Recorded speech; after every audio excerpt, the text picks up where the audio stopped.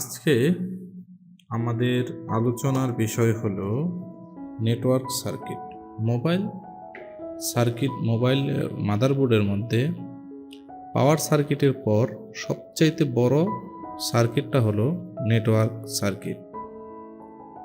এই সার্কিটের মাধ্যমে আমরা যেই ধরনের কাজগুলো করে থাকি, নর্মালি আমাদের ফোনে যত ধরনের কল ইনকামিং অ্যান্ড আউটগোয়িং হয় এই সার্কিটের মাধ্যমেই হয়ে থাকে। তো এখন আমরা যেটা করব যে এই আমাদের যে নেটওয়ার্ক সার্কিটে যা যা ফাংশন আছে সেই ফাংশন আগে আপনাদের সাথে পরিচিত হয়ে নিব। তার আগে আমরা ব্লক ডায়াগ্রামটি দেখে নিব যে আমাদের নেটওয়ার্ক সার্কিট কিভাবে কাজ করে। আসেন, আরএফ সার্কিট। আরএফ মানে রেডিও ফ্রিকোয়েন্সি সার্কিট। নেটওয়ার্ক সার্কিটকে মূলত আরএফ সার্কিট বলা হয়। আরএফ সার্কিটের জন্য সর্বপ্রথম বেসব্যান্ড আইসি প্রয়োজন পড়ে, যেটাকে ডব্লিউটিআর আইসি বলা হয়। তারপর 2G PA প্রয়োজন পড়ে, যেটাকে 2G নেটওয়ার্ক যে আসে এই 2G নেটওয়ার্কের জন্য যেটাকে PF বলা হয়। তারপর আসেন আরএফ আইসি, যেটাকে বলা হয় 4G PA, 3G PA। তারপর আরএফ পাওয়ার আইসি, তারপর আছে PMU, তারপর আছে CPU। PMU মানে মেইন পাওয়ার আইসি, আর CPU মানে মেইন যে আমাদের কন্ট্রোলার আইসি, কন্ট্রোল করে যেটা সেন্ট্রাল প্রসেসিং ইউনিট সেটা। আরএফ পাওয়ার থেকে একটি ভোল্টেজ, আরএফ পাওয়ারের জন্য ভিভ্যাট কিংবা বিপিএস ভোল্টেজ সরাসরি যাবে 4G PA এবং 2G PA তে এই ভোল্টেজটা যাবে, যেটা কিনা আমাদের সরাসরি চার্জিং আইসি কিংবা ডিসি টু ডিসি কনভার্টার কিংবা ব্যাটারি কানেক্টর থেকে আসবে। তারপরে 2G PA এর সাথে সরাসরি নেটওয়ার্কের যে এন্টিনা আছে সেই এন্টিনার সম্পর্ক থাকে। এখন আসেন ভোল্টেজ।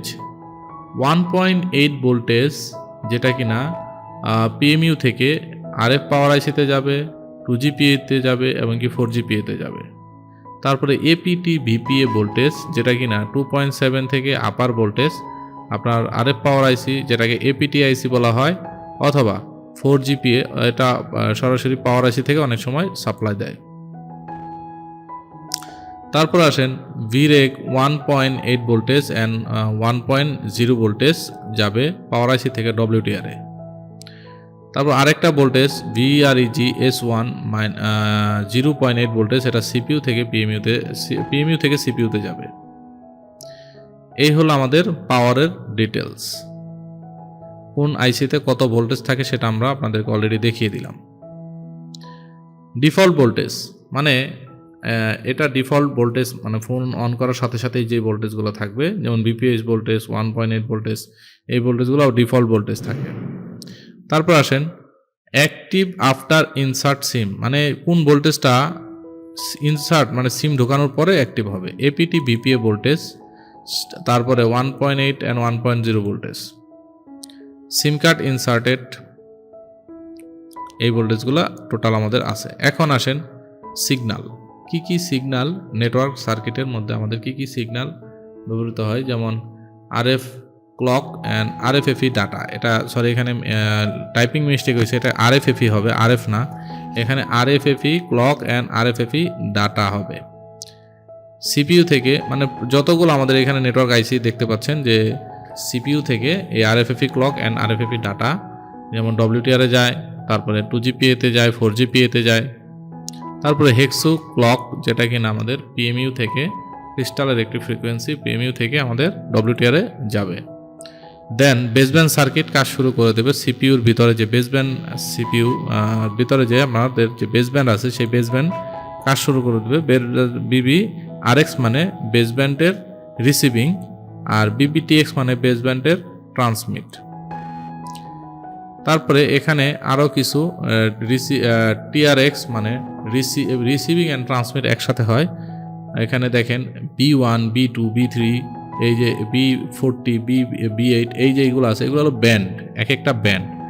আপনারা জানেন যে মোবাইল ফোনের যে নেটওয়ার্কগুলো চলে এক একটা ব্যান্ড উপরে চলে, কোম্পানির যে ব্যান্ড ফ্রিকোয়েন্সি থাকে সেই ফ্রিকোয়েন্সির উপরে চলে। তো এটা হলো ব্যান্ড ফ্রিকোয়েন্সি। আচ্ছা, তারপরে আসেন এখন আমরা নেক্সট আছে হলো HB high band band 40 TRX। আচ্ছা, দেন আমাদের সার্কিট নেক্সট স্টেপ হলো ব্যান্ড 40 RX। এগুলো হলো টোটাল আমাদের সিগন্যাল প্লাস ব্যান্ড কিভাবে কি কাজ করে সেটার একটা উদাহরণ। তারপর আসেন ডুপ্লেক্সার আইসির কাজ। ডুপ্লেক্সার আইসির কাজ হলো 2GPA থেকে TRX, মানে এটা ট্রান্সমিট অ্যান্ড রিসিভিং একসাথে করে, যেটা কিনা আমাদের WTR এর সাথে কানেক্ট থাকে আর বেসব্যান্ড RX এর সাথে কানেক্ট থাকে। দেন WTR থেকে 4GPA তে TX মানে ট্রান্সমিট হয়।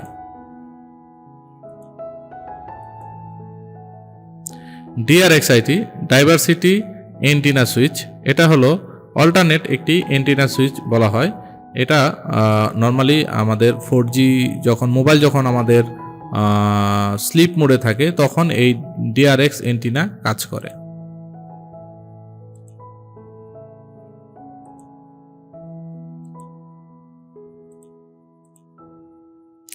ট্রাবল শুটিং এর ক্ষেত্রে এখন আসেন ট্রাবল শুটিং এর ক্ষেত্রে আমাদের খেয়াল করতে হবে যে ভোল্টেজগুলো আমাদেরকে নর্মালি আসলে সিগন্যালগুলো চেক করা ইম্পসিবল।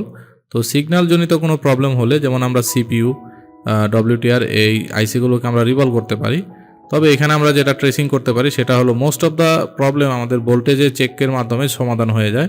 যেমন কোন আইসিতে কি ভোল্টেজ আছে এই ভোল্টেজগুলো যদি আমরা চেক করি তাহলে আমরা খুব সহজে আমরা লাইনগুলো মানে প্রবলেমটা সলভ করতে পারবো। এখন আসেন কি কি আইসি আমরা চেঞ্জ করতে পারবো। যেমন WTR আমরা চেঞ্জ করতে পারবো, DRX আইসি চেঞ্জ করতে পারবো, 4GPA আমরা চেঞ্জ করতে পারবো, 2GPA আমরা চেঞ্জ করতে পারবো।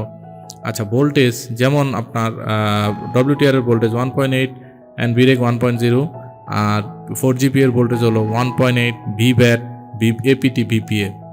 এখানে 2GPA এর মধ্যে VBAT VPH 1.8 ভোল্টেজ আছে। তো এই ভোল্টেজগুলা অ্যাকচুয়ালি আছে কিনা সেগুলো আমাদেরকে দেখতে হবে। যদি এইগুলা থাকে দেন আমরা খুব সহজে নেটওয়ার্কের সার্কিটের কাজ করতে পারবো। আপনারা দেখতে পাচ্ছেন যে খুবই সহজ একটা সার্কিট, এটা কঠিন কোনো সার্কিট নয়। তো এখন আমরা যেটা করব যে আপনাদেরকে আইসিগুলো সম্পর্কে একটু পরিচয় করিয়ে দিব। তো চলুন আমরা এখন আপনাদেরকে আইসি সম্পর্কে একটু পরিচয় করিয়ে দিচ্ছি।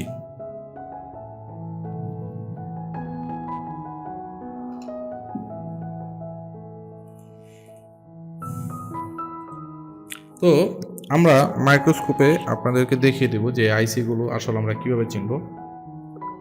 সর্বপ্রথম আপনাদেরকে 2GPA আমরা এন্টিনার সাথে সরাসরি যে আইসির সম্পর্ক এটা হলো আমাদের 2GPA। তার মানে এটা হলো আমাদের 2GPA যেটাকে PF বলা হয়।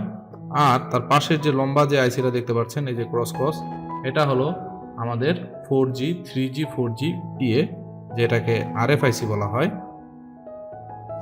তারপরে এই যে মাঝখানে যে ছোট আইসিটা দেখতে পাচ্ছেন অনেকটা পাওয়ার আইসির মতন গঠন, দেখেন এর পাশে প্রচুর কম্পোনেন্ট। এই আইসিটা হলো WTR যেটা কিনা TRX আইসি বলা হয়। আপনারা জানেন WTR এর কাজ হলো রিসিভিং অ্যান্ড ট্রান্সমিট দুইটাই করা, আর এই 2GPA এর কাজ হলো রিসিভিং অ্যান্ড ট্রান্সমিট দুটাই ক্ষেত্রে এটা হেল্প করে। আর এটা অনলি 4Gর ক্ষেত্রে 3G 4Gর ক্ষেত্রে এটা কাজ করে। আর এর সাথে এগুলো হলো ছোট ছোট ডুপ্লেক্সার। তো এই হলো বিষয়, এগুলো হলো ছোট ছোট সুইচের কাজ করে, প্লাস কাপলারের কাজ করে। আচ্ছা, এখন মূলত এটা হলো আমাদের নেটওয়ার্কের সার্কিট। এখন আমি আপনাকে একটি শর্টকাটের সমাধান বলে দিচ্ছি। যদি আপনার 2G নেটওয়ার্ক না আসে সেই ক্ষেত্রে আমরা 2GPA চেঞ্জ করব। যদি 3G 4G নেটওয়ার্ক না আসে আমরা 3G 4G PA চেঞ্জ করব। আর যদি ধরেন আপনার কোনো নেটওয়ার্কে না আসে আপনি WTR চেঞ্জ করলে ইনশাল্লাহ আপনার 60-70% প্রবলেম সলভ হয়ে যাবে। আর 30% প্রবলেম যেটা আছে আপনাকে ভোল্টেজ চেকের মাধ্যমে সমাধান করতে হবে 1 by 1। আর 10% কেস আপনার আসে যে 10% কেস যেটা আপনাকে CPU রিভলভ করা লাগতে পারে। তো এই হলো বিষয়, এগুলো হলো ছোট ছোট সুইচের কাজ করে, প্লাস কাপলারের কাজ করে। আর এর সাথে এগুলো হলো ছোট ছোট ডুপ্লেক্সার। তো এই হলো বিষয়, এগুলো হলো ছোট ছোট সুইচের কাজ করে, প্লাস কাপলারের কাজ করে। আর এর সাথে এগুলো হলো ছোট ছোট ডুপ্লেক্সার। তো এই হলো বিষয়, এগুলো হলো ছোট ছোট সুইচের কাজ করে, প্লাস কাপলারের কাজ করে। তো এই হলো আমাদের নেটওয়ার্ক সার্কিটের বিবরণী। আশা করি আপনারা বুঝতে পেরেছেন যে নেটওয়ার্ক সার্কিট কিভাবে কাজ করে, কোন ফাংশনটা কি। আমি আবার বলে দিচ্ছি, যেমন এটা হলো আমাদের এন্টিনা, মেইন এন্টিনা। এখান থেকে সরাসরি ভোল্টেজটা আমাদের দেখেন আমাদের গেছে হলো আমাদের 2GPA-তে। এই দেখছেন এরকম ক্রস ক্রস যে চিহ্ন যে সমস্ত আইসি থাকবে এগুলো হলো পিএ, যেটাকে পিএফ বলা হয়। তো এটা হলো 2GPA আর এটা হলো আমাদের 4GPA। আর এর মাঝখানে যে আইসিটা আছে দেখেন ছোট ছোট কম্পোনেন্টগুলো দিয়ে প্রচুর মানে চতুর্থাইতে অনেক কম্পোনেন্ট আছে। এটা হলো আমাদের WTRX, যাই বলুন এটা মূলত হলো আমাদের WTR আইসি, যার কাজ হলো রিসিভিং অ্যান্ড ট্রান্সমিট করার ক্ষেত্রে টোটালি আমাদের হেল্প করা। তো নেটওয়ার্কের যে আমরা যে আজকে নেটওয়ার্কের যে ক্লাসটা করলাম, এই ক্লাসটি করে আশা করি আপনারা খুব উপকৃত হয়েছেন। আর যাদের ইনশাল্লাহ এই আমি যে ট্রিক্সগুলো বললাম যে রিপেয়ারের, নর্মালি যখন আপনারা রিপেয়ার করবেন, আমি বলেছিলাম যে যদি কোনো ধরনের 2G যেমন আমাদের মোবাইলে কল আসে না, কল যায় না, এই ধরনের যদি প্রবলেম হয় তাহলে 2GPA থেকে প্রবলেম। আর যদি ইন্টারনেট না চলে, নেটওয়ার্কের প্রবলেম, যদি এই পিএ থেকে সমস্যা, অনেক সময় না মানে টোটালি নো সার্ভিস, তাহলে এই পিএতে প্রবলেম। অনেক সময় লো নেটওয়ার্ক থাকে, তাহলে এন্টিনা থেকে প্রবলেম হতে পারে। তো এই বিষয়গুলো যেমন ধরেন এর মাঝখানে যে কম্পোনেন্টগুলো আছে এগুলো যদি কোনোটা মিস করে তাহলেও আপনার নেটওয়ার্ক নাও আসতে পারে, আবার অনেক সময় লো নেটওয়ার্ক আসতে পারে। তো এই প্রত্যেকটা বিষয় আপনাদের খেয়াল রাখতে হবে। আর দেখেন এর ভিতর আইসির লাইন কোন জায়গায় কোন লাইনটা গেছে এখানে অটোমেটিক্যালি কিন্তু স্পষ্টভাবে দেখাই যাচ্ছে, হ্যাঁ, ক্লিয়ারলি একদম দেখা যাচ্ছে। তো এটা খুবই সহজে আপনারা ট্রেসিং করতে পারবেন ইনশাআল্লাহ। আর আশা করি এই ক্লাসটি করে আপনারা খুব ইনশাআল্লাহ আপনাদের মোবাইল সার্ভিসিং সম্পর্কে একটি ধারণা নিতে পারবেন, নেটওয়ার্ক সার্কিট সম্পর্কে একটি ধারণা নিতে পারবেন। তারপর এটা দেখে দেখে আস্তে আস্তে ইনশাআল্লাহ আপনারা রিপেয়ারও করতে পারবেন। তো আমাদের পরবর্তী ক্লাস দেখার জন্য অপেক্ষা করবেন, এমনকি আমাদের সাথেই থাকবেন। ভালো থাকবেন, সুস্থ থাকবেন। আসসালামু আলাইকুম।